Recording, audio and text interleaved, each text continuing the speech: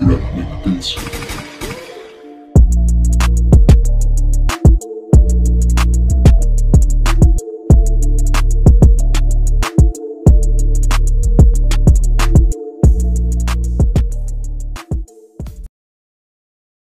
SYM Jet X 150cc. Well, kung titignan guys sa kanyang tindigan, talagang makikita mo na napaka-unique din talaga ng disenyo ng scooter na ito. Makikitaan siya ng napaka-futuristic na design. Siya nga po is naka-fuel injected sa kanyang fuel system and naka-liquid cooled engine. Ngayon guys, siya po is may sukat sa kanyang compression ratio na 11.1:1 and meron po siyang fuel tank capacity na 7.5 liters. May sukat nga po na 57.4 by 57.8 ang kanyang bore and stroke. And ito nga guys is may bigat po na 140 kg. Naka-smart key na po siya and siya po is meron nga pong ABS.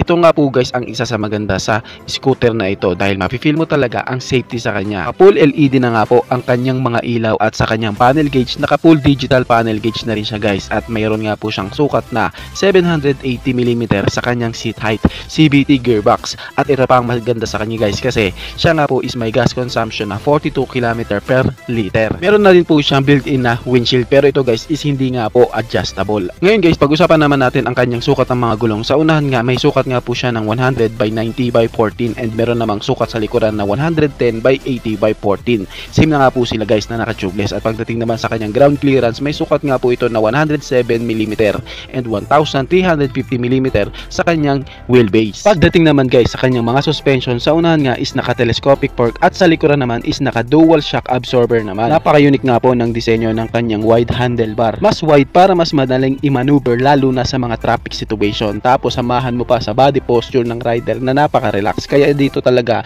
feel na feel mo ang comfortable na body posture na less talaga sa pagod ng rider. Kaya itong scooter na ito is pwede talaga sa long ride. Pagdating guys sa kanyang physical appearance, makikitaan mo din siya ng aggressive looking lalo na sa kanyang headlight na talaga makikitaan mo napakaangas ng kanyang disenyo and samahan mo pa sa kanyang aerodynamics dahil kung titignan nyo sa kanyang side fairings, makikita nyo na kanyang body shape is makikita ang less air dragging talaga. Para sa akin dito guys, ang isang downside lang is yung kanyang bigat na 140 kg. Ngayon ang tanong, magkano naman kaya ang kanyang presyo? Ang Jet X 150cc nga guys ni SYM is nagkakahalaga nga po ang kanyang cash price ng 135,800 pesos. Talagang nakikipagsabayan na talaga si SYM sa iba't ibang motorcycle brand dito sa Pilipinas. Hindi na rin talaga biro ang nilalabas nilang mga motorcycle dito sa atin para i-market. At katulad nga kay SYM Jet X 150cc, talagang makikitaan mo ang scooter na ito na meron siyang magandang bodyworks, magandang physical appearance, magandang tigdigan, samahan mo pa ng futuristic design, aggressive looking, and more aerodynamics design kahit nga siya ay isang scooter. Madami sa ating mga kababayan ang matutuwa dahil sa bagong scooter na ito, si SYM Jet X 150cc. Motorstar Easy Ride 150Q. Kung naghahanap ka ng scooter na affordable talaga sa kanyang presyo, meron nga ring maangas na forma at talaga namang sabay sa uso, pwede na talaga ang scooter na ito. Sa kanyang physical appearance nga guys, talagang nagustuhan ko nga po ang pagbabago nito, lalo na nga po sa kanyang headlight na makikitaan mo talaga ng more on aggressive looking. Para nga po siyang headlight na din ng BMW S1000RR na bagong version. Napakaangas talaga ng pagbabago ni Motorstar dito. Kung pag-uusapan nga guys ang kanyang physical appearance, ang kanyang forma, masasabi na talaga guys na mas pogi na nga po at mas maangas ang forma ng Motorstar Easy Ride 150Q kumpara nga po kay Yamaha NMAX 155BBA. Sulit na sulit talaga guys ang bagong version ng 150 na Easy Ride na ito ni Motorstar. Kasi guys, alam nyo ba na ang motor na to is naka-fuel injected na din po. Talagang upgraded na din guys sa kanyang technology. Ang Motorstar Easy Ride 150Q FI nga guys is kargada po ng 149.6 cubic centimeter engine displacement, naka single cylinder, 4-stroke, single overhead cam with 2 valves. And syempre guys, pagdating po sa kanyang fuel system, dito po talaga nagbago si Motorstar at napakatindi talaga ng upgraded nila kasi po siya po is naka fuel injected na po sa kanyang fuel system na makakaasa tayong meron nga po siyang matipid na gas consumption na yung dati nga pong naka-carb type is merong 32 km per liter. Ngayon nga po itong upgraded na Q version, yung Easy Ride 150Q FI is meron nga pong gas consumption na 45 km per liter. Matipid na po na gas consumption yun guys para sa isang 150cc na scooter o is naka oil cooled engine na po, kaya talaga namang makakaasa ka na pwede na talaga ito sa malayuan. Talaga namang napakaganda po ng upgrade ni Motorstar sa Easy Ride 150cc. Pagdating nga guys sa kanyang fuel tank capacity, meron siyang 6.6 liters at ang kanya nga pong starting system is meron nga pong kick and push start. Ngayon guys, pag-usapan naman natin ang kanyang mga dimension. Ang kanya nga pong length is meron nga pong sukat na 1955mm at ang kanya namang width is meron nga pong sukat na 740mm at ang kanyang height is meron nga pong sukat na 1115mm. May sukat ka po na 57.4mm by 57.8mm ang kanyang bore and stroke. At pagdating naman sa kanyang drive type, siya nga po is naka belt drive. Ngayon guys, pag-usapan naman natin ang iba niya pang mga specs. Pag-usapan natin ang kanyang mga suspension. Sa unahan nga guys, ginamitan po siya ng ordinary telescopic fork at sa likuran naman is meron pong dual shock absorber na talaga naman makakaasa ka na meron po siyang magandang play ng kanyang mga suspension. At pagdating naman guys sa kanyang braking system, siya nga po is naka disc brake na po sa unahan and syempre naka disc brake na rin po sa likuran. Kaya talagang napakagandang upgrade po na ginawa ni Motorstar sa Easy Ride nila ang mga ganitong specs. At dahil naka-design ang scooter na to sa mga long ride, meron na din po siyang USB charging port na naka-built-in sa kanya. Sa mga pagbabago ni Motorstar sa motor na to guys sa Easy Ride 150 QFI guys, talaga makikitaan mo din talaga ng magandang mga ginawa si Motorstar sa motor na to, kasi alam naman natin na ang scooter is talaga namang mabenta dito sa Pilipinas at talagang nag-focus sila na ma-upgrade nga po nila ang kanilang mga scooter para din ma-market nila dito sa Pilipinas. At syempre si Easy Ride 150 QFI guys is talaga namang bebenta yan dito dahil meron siyang murang presyo na naka-FI engine na naka-oil cooled sa kanyang cooling system engine and syempre more on aggressive design and syempre malaking pagbabago katulad na lamang po sa kanyang physical appearance na talaga namang napakaangas. Samahan mo pa sa kanyang bodyworks na talaga namang sulit at maganda po ang mga materyales na ginamit and meron siyang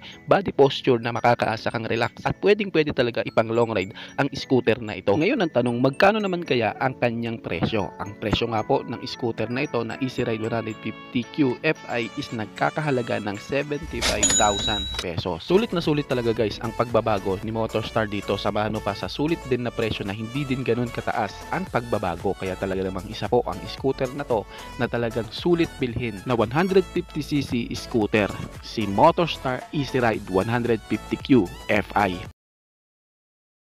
SYM Jet 4 RX 125cc. Talagang hindi na naman tayo binigo ni SYM sa kanilang panibagong motor na nilabas dito sa Pilipinas. At ito pa malupit guys, scooter pa nga ito dahil alam naman ni SYM na in demand talaga ang mga scooter category dito sa Pilipinas. Ang inaakala nga ng iba is hindi yan dito lalabas kasi guys, alam naman natin na si SYM is mahirap talagang maglabas ng mga scooter dito sa atin at yung mga bagong unit nga nila katulad na lang sa scooter na ito, hindi nga inaakala ng mga rider dito na ilalabas ni SYM yan dito. Dahil kilala nga po si SYM lalo na sa kanilang mga scooter category na medyo mataas talaga ang kanilang mga market value. Kaya iniisip talaga ng iba na hindi talaga ilalabas yung scooter na yan dito, pero laking gulat nga natin na ngayon nga po is available na dito sa Pilipinas ang scooter na ito. Ang SYM Jet 4 RX 125cc nga guys is kargada po ng 124.6 cubic centimeter engine displacement, naka 4-stroke, single cylinder, single overhead cam with 2 valves. At pagdating nga po sa kanyang fuel system, siya po is naka fuel injected na. At pagdating naman guys sa kanyang cooling system, siya nga po is naka air cooled engine and emission details na Euro 5 compliant. Syempre pagdating sa kanyang ignition, siya nga guys is naka CDI. Ngayon kamusta naman sa kanyang power output? Pag-usapan naman natin ang kanyang maximum power and ang kanyang maximum torque. Para nga sa isang 125cc na engine displacement, sulit na sulit at okay na rin guys ang kanyang power output na 11.3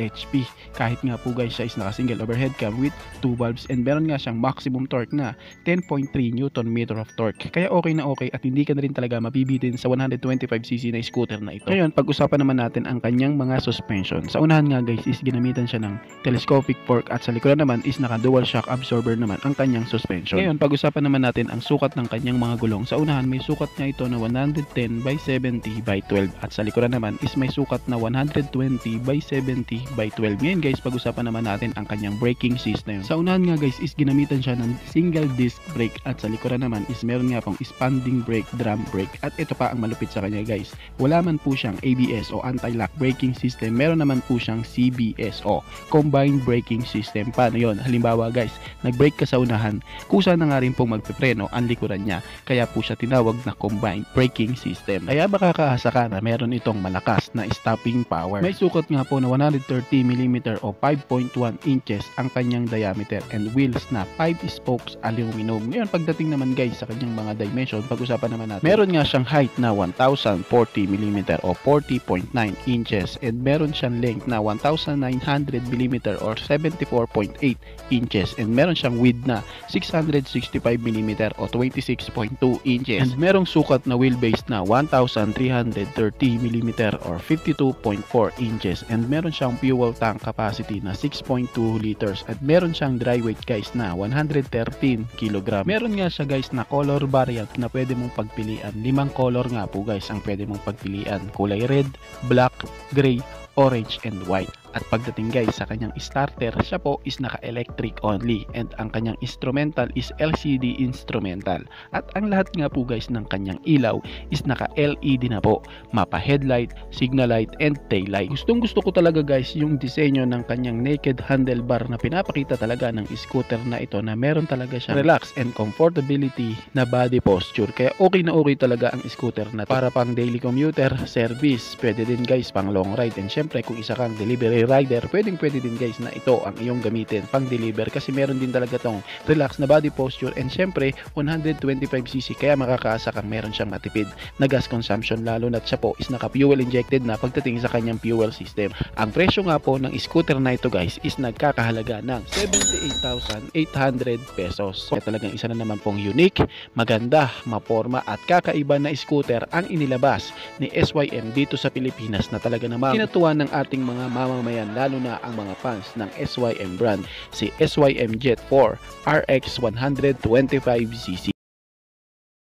Motorstar Easy Ride 150P. 150P guys is available na po yan dito sa atin. Kaya kung gusto nyo nga pong magkaroon o magkuha ng motorcycle na ito, magtungo lamang po kayo sa mga Motorstar outlet para nga po sa karagdagang information may kinalaman sa motor na ito. Ngayon guys, pag-usapan naman natin ang kanyang engine specs at kung ano-ano nga ba ang dapat nating abangan sa kanya. Ang Motorstar Easy Ride 150P is kargada nga po ng 149.6 cubic centimeter engine displacement, naka single cylinder 4-stroke, overhead cam with 2 valves at pagdating naman po sa kanyang cooling system, siya po is naka air cooled and syempre pagdating po sa kanyang fuel system, siya po is naka carburetor type pa din po. Yes po, hindi po siya guys katulad nung isa niyang model na naka fuel injected na, naka carburetor pa rin po ang kanyang fuel system. At pagdating naman po sa kanyang ignition system, siya po is naka CDI. Syempre pagdating sa kanyang transmission, siya po is naka automatic CVT and pagdating naman sa kanyang starting system, siya po is naka electric push start and syempre meron din po siyang kick start. Maganda nga po ito guys dahil sa pag meron nga pong mga emergency, halimbawa hindi umandar ang push start mo, meron ka nga pong kickstart para mapaandar pa rin ang motorcycle. Pwede na nga po guys sa pang long ride ang scooter na ito dahil meron nga po siyang fuel tank capacity na 10 liters. Malaki na nga po ang kanyang fuel tank para nga po sa mga malalayong ride. And syempre guys, pagdating naman po sa kanyang fuel consumption,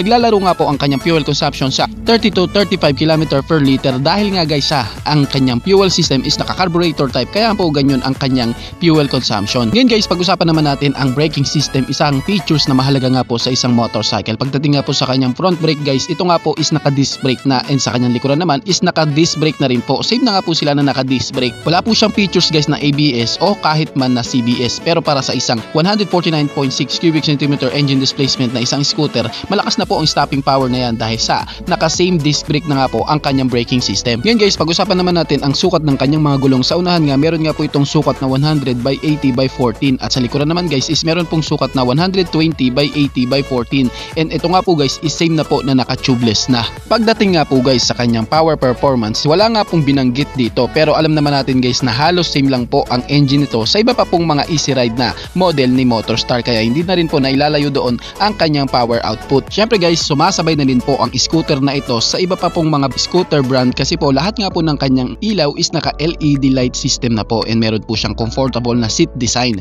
Pagdating nga po guys, katulad nga pong nabanggit sa kanyang braking system is naka disc brake na nga po ito harap at likod. Pati nga po yung kanyang front storage compartment with cover meron na din guys. Full digital meter display, meron na rin po siyang kill switch function. Siyempre pwede talaga guys ipang long ride ang scooter na ito dahil meron nga po siyang large capacity storage at meron po siyang maangas na disenyo. Samahan mo pa sa maangas at modern design na keyset with light at maangas din po ang kanyang naked handlebar. Makikitaan mo talaga guys sa kanyang naked handlebar na talagang meron siyang comfortable na body posture and medyo may kalaparan nga po ito ito para din po magkaroon ka ng malawak na steering radius para hindi ka nga po mahirapan sa traffic situation. Siyempre guys, meron na nga po siyang rear bracket mounted ready.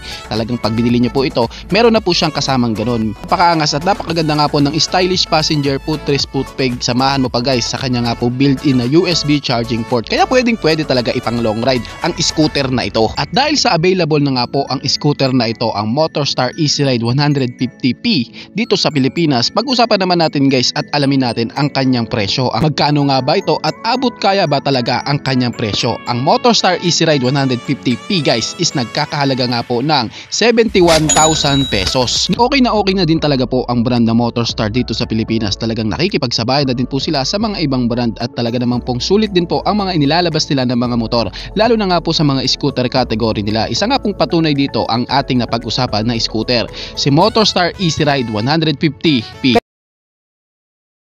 Kymco Drink R 150cc. Dahil sa naandito na nga po sa Pilipinas ang Kymco Drink R 150cc, alamin nga po natin guys kung ano nga ba ang dapat nating abangan sa motorcycle na ito, kung gaano nga ba kasulit ang kanyang specs, features, and syempre kung magkano nga ba ang kanyang presyo. Ang Kymco Drink R 150cc nga guys is meron nga pong 149.8 cubic centimeter engine displacement, naka 4-stroke, single cylinder, single overhead cam with 4 valves. Yes po, unlike nga po guys doon sa kanilang inilabas na Drink R 150cc sa ibang bansa, yun nga pong mga model na yun guys is naka 2 valves pa lamang, pero yung nilabas nga po dito sa Pilipinas guys is naka 4 valves na makakaasa ka nga pong meron nga pong malakas na power performance. Speaking of power performance guys, pag-usapan nga po natin ang kanyang power output, pag-usapan natin ang kanyang maximum power and ang kanyang maximum torque. Pagdating nga po sa kanyang maximum power, meron nga po siyang 15 HP at 8,500 RPM and meron naman siyang maximum torque na 13.2 Newton meter of torque at 6,500 RPM. Kitang-kita nga po sa power output na yan guys na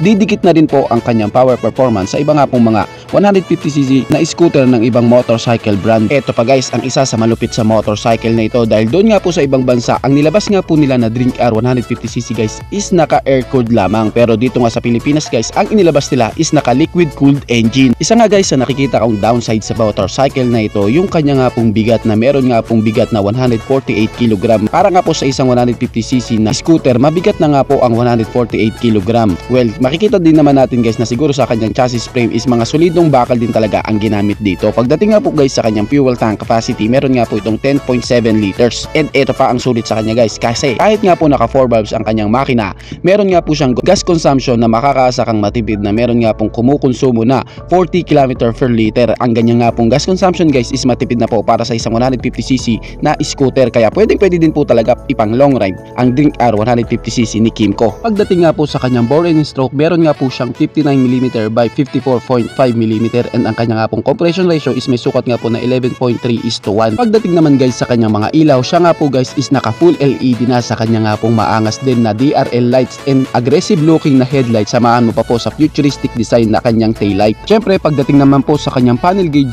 siya po is naka full digital na po na meron nga unique na disenyo na halos katulad din po sa iba niya pa pong mga maxi scooter ni Kymco. Upgraded na din po ito sa kanyang technology guys, kasi nga po siya rin po is naka smart key na makakaiwas din po para sa mga kawatan, and meron na rin po siyang built-in na USB charging port. Pwede din po talaga ipang low ride para nga po kapag ang iyong cellphone is nangangailangan nga po ng charging, meron nga po siyang USB charging port. Ngayon guys, pag-usapan naman po natin ang kanyang mga dimension. Pagdating nga po sa seat height, meron nga po itong sukat na 783mm and ang kanya naman pong ground clearance is meron nga pong sukat na 135mm. Pagdating naman po sa kanyang wheelbase, meron nga po itong sukat na 1,374mm. Ngayon guys, pag-usapan naman natin ang sukat ng kanyang mga gulong. Sa unahan, meron nga po itong sukat na 120/70/13 at sa likuran naman guys is may sukat nga po ito na 130/70/13. Pag-usapan naman natin guys ang kanyang braking system. Sa unahan nga, naka-disc brake nga po ito and sa likuran, and meron nga po siya guys na features na dual channel ABS o anti-lock braking system. Bukod pa nga guys sa ABS, meron nga din po siya guys na TCS or traction control system. Alam naman natin guys na ang traction control system is isa sa pinakasulit nga po na features ng isang motorcycle, dahil alam naman natin guys ang traction control ang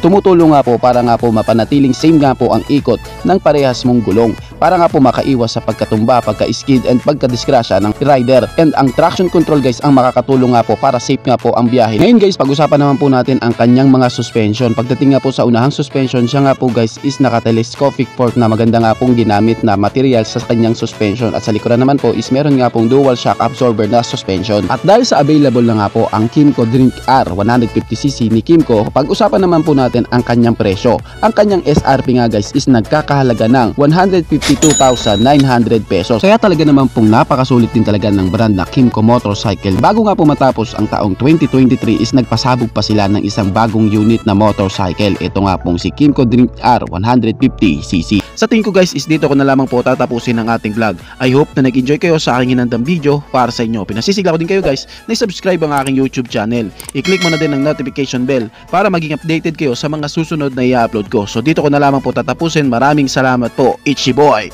Thank you!